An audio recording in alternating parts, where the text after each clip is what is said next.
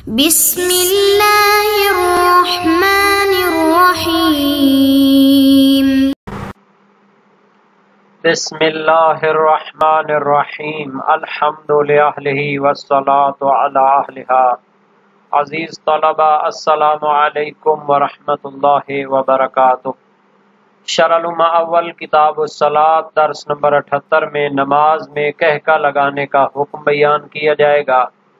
نماز کی حالت میں قہقہ کو ترک کرنا شرط ہے اور قہقہ لگانے سے نماز باطل ہو جاتی ہے۔ اس موضوع کی مفہوم شناسی کی جائے گی، اس کی تعریف ذکر کی جائے گی اور متعلقہ اصطلاحات کی وضاحت بھی کی جائے گی۔ اضطراری حالت میں قہقہ لگانے کا کیا حکم ہے، اس پر بھی گفتگو ہوگی۔ متعلقہ روایات اور احادیث کو بھی بیان کریں گے اور بعض دیگر طرق کا بھی تذکرہ کیا جائے گا۔ سب سے پہلے عبارت کو دیکھتے ہیں۔ فرمایا وَتَرْكُ الْقَهْقَهَةِ وَهِيَ الضِّحْكُ الْمُشْتَمِلُ عَلَى الصَّوْتِ وَإِنْ لَمْ يَكُنْ فِيهِ تَرْجِيعٌ وَلَا شِدَّةٌ وَيَكْفِي فِيهَا وَفِي الْبُكَاءِ مُسَمَّاهَا۔ تو یہ لفظ ضحک ہوتا ہے، ضحک نہیں ہوتا، یہ بظاہر ٹھیک ہونا چاہیے اس کو۔ اور اس کا معنی یہ ہے کہ نماز میں شرط ہے قہقہ کو ترک کیا جائے۔ وہی قہقہ کی تعریف کرتے ہیں، وہی الضحک المشتمل علی الصوت، آواز کے ساتھ ہنسنے کو قہقہ لگانا کہتے ہیں۔ اگر انسان نماز کی حالت میں آواز کے ساتھ ہنسے اور قہقے لگائے تو نماز باطل ہو جاتی ہے۔ وَإِن لَمْ يَكُنْ فِيهِ تَرْجِيعٌ وَلَا شِدَّةٌ، اگرچہ کہ اس قہقہ لگانے کے وقت آواز کو گلے میں نہ پھرائے، ترجیع گلے میں پھرانا آواز کا، ولا شدت اور اس میں بہت زیادہ شدت بھی نہ ہو، محض یہ کہ نماز کے اندر فلاں بندہ قہقے لگا رہا ہے، ہنس رہا ہے، تو اس کی نماز باطل ہو جاتی ہے، چونکہ نماز کے ساتھ یہ حالت سازگار نہیں ہے۔ ترجیع و شدت، شدت اور ترجیع یعنی سٹائل کے ساتھ ہنسے قہقے لگائے، وہ شرط نہیں، بس ٹیڑھا میڑا ہنسے اور جناب کیا ہے قہقہ لگائے تو بھی اس کی نماز باطل ہو جاتی ہے۔ ترجیع کا لفظ زیادہ تر ادھر بھی یوز ہوتا ہے غنا کی تعریف میں، یعنی آواز کو گلے میں گھمانا جس سے سننے والے میں طرب پیدا ہو اور اس میں جناب آپے سے بہر ہو اور ایک اس کے اوپر جناب خوشی اور غمی کی ایک خاص حالت طاری ہو جائے تو اس کو غنا کہتے ہیں۔ تو اس میں بھی یہ ترجیع کا لفظ استعمال ہوتا ہے، یعنی گلے میں گھمانا آواز کا۔ یکفی فیہا وفی البکاء مسماہما، قہقہ کے باطل ہونے اور مبطل ہونے اور آواز سے رونے کے مبطل ہونے میں کافی ہے مسماہما کہ عرف میں کہا جائے کہ فلاں بندہ نماز میں ہنس رہا تھا یا رو رہا تھا، اس کی نماز باطل ہو جائے گی۔ بہت زیادہ بلند آواز سے رونا یا اس کی کوئی خاص شرط نہیں ہے، بس یہی کہ یہ کہیں کہ بندہ رو رہا تھا یا کیا کر رہا تھا، ہنس رہا تھا تو نماز باطل۔ یہ فعل کثیر کی طرح نہیں ہے کہ فعل کثیر وہ مبطل ہوتا ہے جو نماز کی شکل و صورت کو محو کر دے، لیکن یہ محو کریں یا نہ کریں یہ مبطل ہوتے ہیں۔ فَمِن ثَمَّ أَطْلَقَ، اسی وجہ سے شہید اول نے اس کو بطور مطلق شرط قرار دیا ہے کہ اس کو ترک کیا جائے، چاہے نماز کی شکل و صورت کو ختم کرے یا نہ کرے، یہ ترک کرنا شرط ہے، اور اگر اس کو انجام دے تو پھر یہ مبطل ہے۔ وَلَوْ وَقَعَتْ عَلَى وَجْهٍ لَا يُمْكِنُ دَفْعُهُ فَفِيهِ وَجْهَانِ، اگر انسان نماز کی حالت میں کسی ایسی چیز کو دیکھتا ہے، کسی ایسی حالت سے گزرتا ہے کہ اختیاری حالت کہ بغیر وہ ہنسنے لگتا ہے، بے اختیار اس کو کہہ سکتے، اضطرار ہو، مجبور ہو جاتا ہے ہنسنے کے لیے۔ اگر قہقہا اس طریقے سے واقع ہو لا یمکن دفعہ کہ اس کو روک نہیں سکتا اور مجبور ہو جاتا ہے، تو آیا اس سے نماز باطل ہوگی یا نہیں ہوگی؟ ففیہ وجہان، اس میں دو وجہیں ہیں، دو صورتیں ہیں جناب۔ واستقرب المصنف فی الذکر البطلان، شہید اول نے اپنی کتاب ذکر شیعہ میں بے اختیار ہنسنے سے بھی نماز کے باطل ہونے کو قریب تر نظریہ قرار دیا ہے۔ تو اس میں ایک وجہ یہ ہے کہ اس سے نماز باطل ہو جاتی ہے، اور شہید اول نے بھی اس کو اختیار کیا ہے۔ دوسری وجہ یہ ہے کہ اس سے نماز باطل نہیں ہوتی، چونکہ جان بوجھ کر اور اختیاری صورت میں اگر ہنستا تو نماز باطل ہوتی، لیکن اگر غیر اختیاری اور اضطرار کے ساتھ وہ ہنستا ہے تو اس سے نماز کیوں باطل ہو جناب؟ تو اس مسئلے میں اختلاف نہیں کیا جناب، مگر مقدس اردبیلی نے، وہ فرماتے ہیں کہ غیر اختیاری صورت میں اگر ہنسے تو پھر باطل نہیں ہوگی۔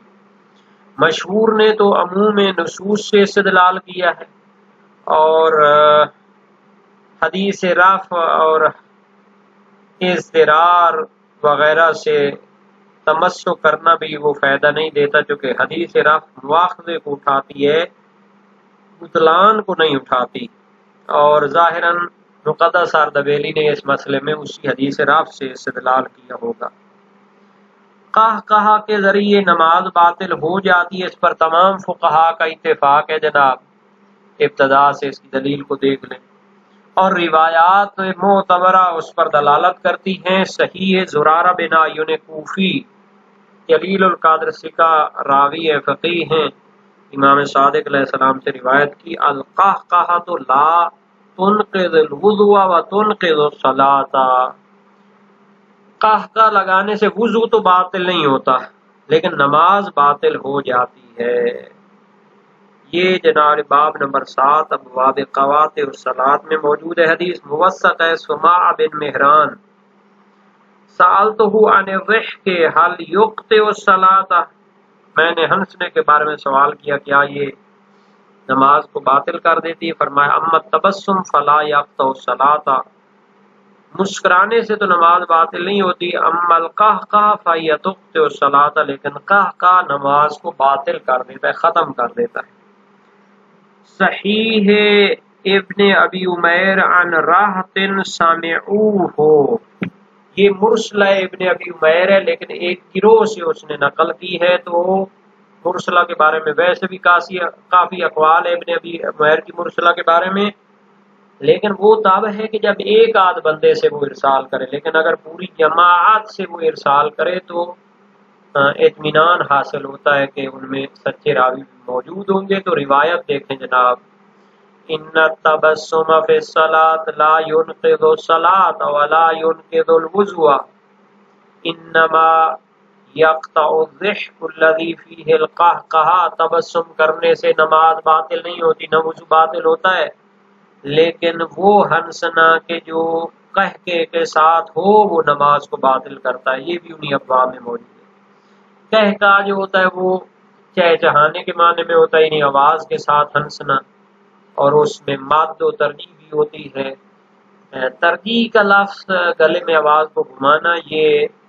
کتاب العین خلیل بن احمد فرائیدی نے بھی یہ لفظ استعمال کیا، اور تہذیب اللغہ ازہری نے بھی یہ استعمال کیا۔ اس بنا پر مطلق ضحک مراد نہیں ہوگی، اگرچہ آواز بھی ہو، لیکن ضروری ہے کہ مراد مبطل ضحک مطلق ضحک ہو، چونکہ وہ تبسم کے مقابلے میں ہوتی ہے۔ تو یہ جو لغویوں نے شرائط وغیرہ اندر لگائی ہیں یہ اضافی ہیں، تو تبسم کے مقابلے میں ہر قسم کا ہنسنا وہ شامل ہو جاتا ہے۔ اچھا، روایت بھی بعض احکام کے بعض افراد ذہن کے احکام کو بیان کرتی ہے، تو مراد کیا ہے؟ موثق ہے، سماع ہے جو بہت وسعت رکھتی ہے جناب۔ اب ایک اور مبطل کی طرف آتے ہیں، وقت تطبیق کے ترک و تطبیق کے ہوگا، یہ لفظ مجرور پڑھیں گے، ہاں جی، وَهُوَ وَضْعُ إِحْدَى الرَّاحَتَيْنِ عَلَى الْأُخْرَى رَاكِعًا بَيْنَ رُكْبَتَيْهِ لِمَا رُوِيَ مِنَ النَّهْيِ عَنْهُ وَالْمُسْتَنَدُ ضَعِيفٌ وَالْمُنَافَاةُ بِهِ مِنْ حَيْثُ الْفِعْلِ مُنْتَفِيَةٌ فَالْقَوْلُ بِالْجَوَازِ أَقْوَى وَعَلَيْهِ الْمُصَنِّفُ فِي الذِّكْرَى۔ نماز کے اندر تطبیق کرنے کو ترک کرنا شرط ہے، یہ شہید اول کا نظریہ جناب، اور اس کی تعریف فرماتے ہیں شہید ثانی، ایک ہتھیلی کو دوسرے کے اوپر رکھنا رکوع کی حالت میں اپنے گھٹنوں کے درمیان۔ جب انسان رکوع کرتا ہے تو اپنے گھٹنوں کے اوپر اپنے ہاتھوں کو رکھتا ہے، لیکن اگر جناب علی رکوع کی حد تک جھک کیا ہے لیکن اپنے ہاتھوں کو گھٹنوں پر نہیں رکھتا بلکہ ایک ہتھیلی کو دوسرے پر رکھتا ہے اور گھٹنوں کے درمیان میں اس کو قرار دیتا ہے، پکڑ کر کھڑا ہوتا ہے، تو آیا اس سے نماز باطل ہوگی یا نہیں ہوگی؟ تو شہید اول نے بظاہر یہاں پر اس کو ترک کرنا شرط قرار دیا ہے، اور ایسا کریں گے تو پھر باطل ہو جائے گی نماز۔ لما روی من النہی عنہ، چونکہ شہید ثانی فرماتے چونکہ اس کے بارے میں روایت میں منع آئی ہے۔ اب نماز کی حالت میں جن چیزوں سے منع آئی ہو تو عبادت سے منع ہونا، نہیں ہونا عبادت کو فاسد کر دیتا ہے، یعنی وہ عبادت جس میں ایسا کام انجام دیا جا رہا ہو جو خدا تعالی کو ناخوشگوار ہے، اس کو پسند نہیں ہے، مبغوض ہے، تو جو نماز مبغوض فعل پر مشتمل ہو وہ قربتاً الی اللہ کا سبب نہیں بن سکتی، پہلے بھی اس پر روشنی ڈالی گئی ہے۔ والمستند ضعیف، شہید ثانی فرماتے ہیں کہ یہ جو آپ نہیں فرما رہے ہیں آئی ہے تطبیق کرنے سے، اس کی جو دلیل ہے وہ ضعیف ہے۔ جب سند اس کی ضعیف ہے، دلیل کمزور ہے، تو پھر یہ نہیں ثابت نہیں ہوگی۔ والمنافات به من حیث الفعل منتفیۃ، اچھا ایک اور جہت سے جناب یہاں پر بات ہو سکتی ہے کہ نماز کے اندر انسان اس طرح کی ایکٹنگ کرے، یعنی رکوع میں جائے ہاتھوں کو گھٹنے پر رکھنے کی بجائے گھٹنوں کے درمیان میں ایک دوسرے کے اوپر رکھ کر ایک جناب علی بٹیرے کی شکل بنائے یا اس طرح کی، تو یہ نماز کے ساتھ منافات رکھتی ہے۔ کوئی دعویٰ کر سکتا ہے کہ جناب نماز کی حالت میں ایسی ایکٹنگ کرنا نماز کو خراب کر دیتی ہے، نماز کی شکل و صورت کو محو کر دیتی ہے، دیکھنے والے وہ اس کو سمجھتے ہیں کہ یہ تو بھائی نماز کی بجائے شرارتوں میں لگا ہوا ہے، جیسے بچے بعض وقت کرتے ہیں۔ والمنافات به من حیث الفعل منتفیۃ، شہید ثانی فرماتے ہیں کہ اگر نماز کے اندر اس طرح کیا جائے، جب رکوع میں جائے اپنے ہاتھ گھٹنوں پہ رکھنے تھے اس کی بجائے درمیان میں ایک دوسرے پہ رکھ لیے، تو یہ نماز کے ساتھ منافی ہونا منتفی ہے، اس کو ایسی شکل و صورت قرار نہیں دے سکتے کہ لوگ کہیں کہ بالکل یہ نماز سے نکل گیا۔ فالقول بالجواز اقوا، پس اس کا نماز کے اندر جائز ہونے کا نظریہ اقوا ہے، یعنی اس کو ہم مبطل قرار نہیں دے سکتے، چونکہ اس سے نماز کی شکل و صورت بھی محو نہیں ہوتی اور اس کے منع ہونے کی جو دلیل تھی وہ بھی ضعیف ہے۔ وعلیہ المصنف فی الذکرہ، اور شہید اول نے ذکرہ میں بھی یہی نظریہ دیا، ان کی کتاب ذکرہ شیعہ، اس میں انہوں نے یہی نظریہ دیا ہے کہ یہ جائز ہوتا ہے، اور وہاں پر انہوں نے ظاہراً تحقیق کی ہے اور اس کو مبطل قرار نہیں دیا۔ اب ہم اس کے بارے میں تھوڑی سی تحقیق پیش کرتے ہیں۔ ابو صلاح حلبی شہید اول علامہ ہلی مختلف الشیعہ میں اس کو مکروہ قرار دیتے ہیں، مختلف الشیعہ علامہ ہلی کی ہے، سب علماء کی کتاب نہیں۔ ابن جنید اسکافی فاضلین، فاضلین سے مراد میرے خیال میں محقق ہلی اور علامہ ہلی ہوتے ہیں، اور ظاہر خلاف شیخ توسی کی جیسا کہ ذکرہ میں منقول ہے، نیز اسے ابو صلاح کی طرف بھی منسوب کیا گیا ہے کہ وہ اس کو حرام قرار دیتے تطبیق کو۔ رکوع کے اندر انسان گھٹنوں کی بجائے ہاتھوں کو ایک دوسرے کے اوپر قرار دے تو تو اس کو حرام قرار دیا ہے۔ حالانکہ شہید اول نے ابو صلاح حلوی کی طرف کراہت کی نسبت دی ہے، اور ابن مسعود اور اس کے ساتھی اسود بن یزید اور عبد الرحمن بن اسود کی طرف استحباب تطبیق منسوب ہے، اور شیخ توسی کی خلاف سے منقول ہے کہ ابن مسعود جو تھے اس کو واجب سمجھتے تھے۔ بہرحال اس کے بارے میں ایک روایت ہے قرب الاسناد سے جو کہ مروی ہے علی بن جعفر قریظی، امام صادق علیہ السلام کا بیٹا بھی ہے۔ اس نے اپنے بھائی امام کاظم علیہ السلام سے روایت کی، امام سجاد علیہ السلام نے فرمایا وضع الرجل احدى يديه على الاخرى في الصلاة عمل وليس في الصلاة عمل، یعنی نماز کے اندر ایک ہاتھ کو دوسرے پر رکھنا ایک علیحدہ عمل ہے، اور نماز میں کوئی اور عمل نہیں کرنا چاہیے نماز کے علاوہ۔ باب نمبر 15 مسائل الشیعہ میں ابواب قواطع الصلاۃ میں یہ روایت موجود ہے۔ اس روایت کو صاحب جواہر نے نقل کیا ہے جناب اپنی کتاب میں، اور کہتے ہیں اس کا تطبیق سے کیا تعلق ہے، یہ تو تکتف سے جناب علی مربوط ہے، وہ جو قیام میں ہاتھوں کو ایک دوسرے پر رکھا جاتا ہے۔ مگر جناب علی عامہ نے اس کو مصعب بن سعد بن ابی وقاص سے روایت کیا ہے، صلیت الی جنب ابی فطبقت یدی وجعلتهما بین رکبتی، میں نے جناب علی اپنے باپ کے پہلو میں نماز پڑھی اور اپنے ہاتھوں کو تطبیق کیا اور ان کو اپنے گھٹنوں کے درمیان میں قرار دیا۔ فضرب ابی فی یدی، میرے والد نے نماز کی حالت میں میرے ہاتھوں پہ مارا۔ فلما انصرف، اور جب نماز مکمل ہوئی